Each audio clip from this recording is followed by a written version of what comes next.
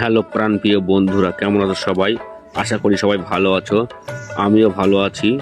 আজকে আমরা যে কাজটা করছি, এইখানে আগে একটা ট্রান্সমিটার ছিল, সেই ট্রান্সমিটারটা খারাপ হয়ে যাওয়ার কারণে এইখানে নতুন একটা ট্রান্সমিটার বসিয়েছে।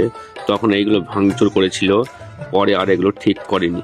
এর জন্য আমরা এটাকে ঠিক করে দেবো আজকে। প্রথমে আমরা এইখানে যে মোটা মোটা ঢালাই ভাঙা ছিল সেইগুলো তুলে ফেলে দিয়েছি। তারপরে মাটি ঢেলে সুন্দর করে লেবেল করে পানি দিয়ে শক্ত করে নিয়েছি। মশলা ঢেলে সুন্দর করে পাটা দিয়ে লেবেল করে নিয়ে তারপর উষো মেরে দিচ্ছি যেন সুন্দর ফিনিশিং আসে। তারপরে আমরা টাইলের ডিজাইন করব। আবার তোমরা বলতে পারো দুই সাইডে টাইল লাগানো আছে, তাহলে এইখানে কেন টাইল লাগালে না? কারণ হচ্ছে এই ডিজাইন টাইল আমাদের এখানে নাই, এখন শেষ হয়ে গেছে। এই জন্য আপাতত আমরা এখন মশলা দিয়ে টাইলের ডিজাইনটা তৈরি করে দেব।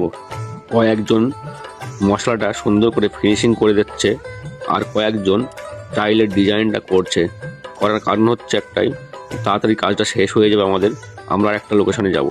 দেখো আমাদের কাজ এখন শেষ হয়ে গেছে, টাইলের ডিজাইন করে দিয়েছি আমরা।